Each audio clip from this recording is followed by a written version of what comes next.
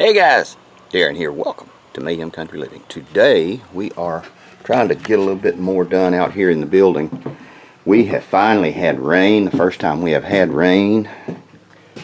Decent amount of rain in 2 weeks probably. You can see that we are indeed making progress, putting in more shelves. I just had to have more to go across, and that way I don't have to double stack all the stuff that was here, because all of these two rows are going to be for the canned goods and the rotating canned good racks that we're going to be putting in. So got to have room for that. I do have enough plywood to do this section today. We're going to get it going a little bit. I had to have more space also for a lot of these books, and I have a bookcase full of these different kind of books: gardening, food preservations, poultry, small engine work.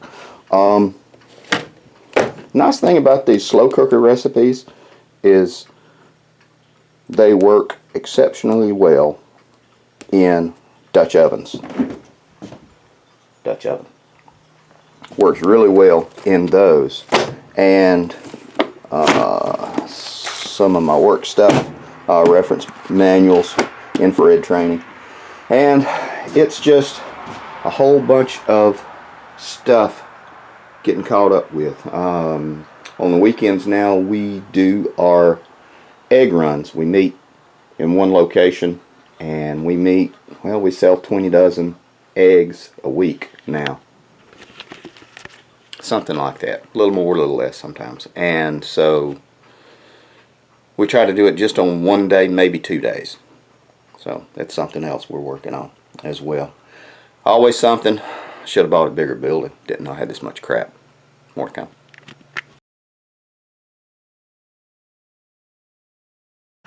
Okay guys, now we're back. I want to talk to you about something here. Down here in Alabama, I'm sure every other place has some sort of similar thing. When people are renting a property and they move out owing money, they kind of sneak out, and so they leave all kinds of crap. And so somebody did that up the road. We call it like a sneak out. And they left owing, I don't know how much, several $1,000s in rent. So the landlord took everything that they did not take and put it out in the driveway. And then all the neighbors come around and dig through it and ramble and see if there's anything they want or they need. And then they put it in a dumpster, and then I think they sue them for the remainder, etc., etc., etc. I found a buttload of mason jars. Still has stuff. A couple of cases of mason jars. A couple of boxes of bullets. 38 specials. 30-06. I think that's right. Silver tip for some reason. I don't know what that means. Silver tip 30-06. So now the kick in the butt is, obviously you don't use the lids, but the jars are virtually usable forever as long as the lids don't crack. There we go. So what we're going to do is we're going to dump these things out, clean them out, throw them in the dishwasher with some good soap, a little bit of bleach, and we will have 2 more cases of jars. This is $30 worth, and they did have some of the large half-gallon mason jars, ball, pretty good size. So I got them, and the landlord said just take what you want.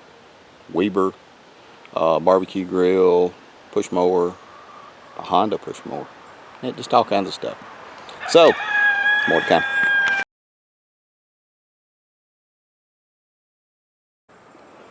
So there we go. Now these guys are going in the dishwasher with lots of bleach. More to come.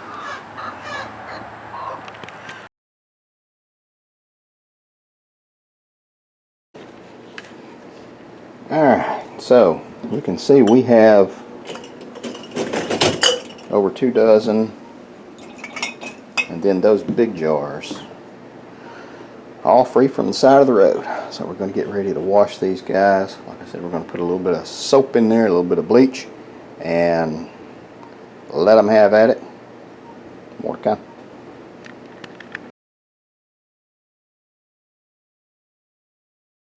Now, one of the things that you might want to consider if you were doing long-term preparedness, food preparation and everything, is having a really good supply of jars for canning, for preserving the stuff that you're growing.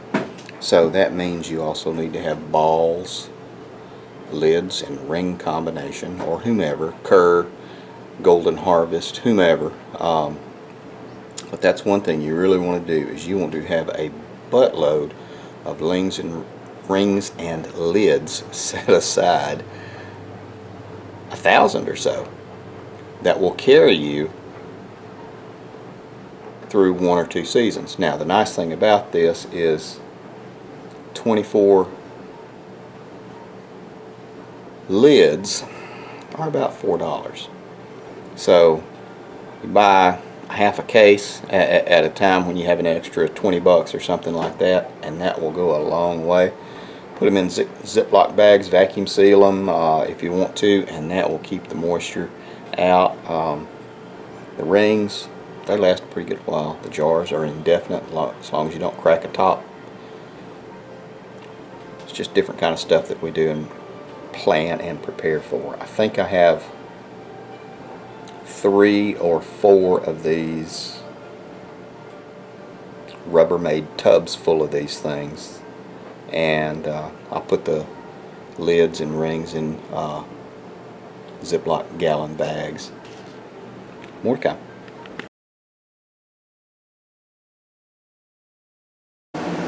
Okay guys, now I'll show you what we're working on. We're doing another shelf here. We're going to extend this shelf all the way across to about right here. Give us a little bit more room, and we will do some of the shelving over as well. We may do some tweaks and adjustments. I did go ahead and put in another bracket here, and I'm going to put another bracket in there as well, just because I got to thinking that's a lot of weight.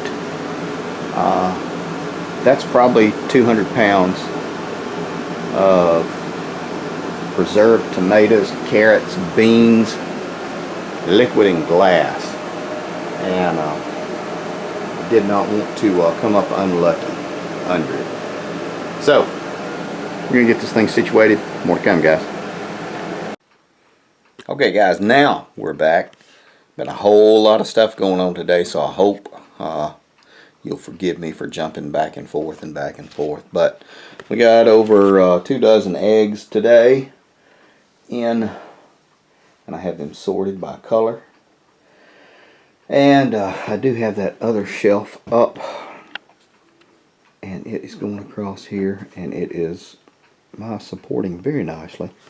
And again, that will free all of this up, because I'm going to have nothing but canned goods and rotatable racks of canned goods, all on at least this shelf and half of the other shelf. So, and we're going to put in quite a few more of these where we can squeeze them in, because there's still a lot of crap that I have to put.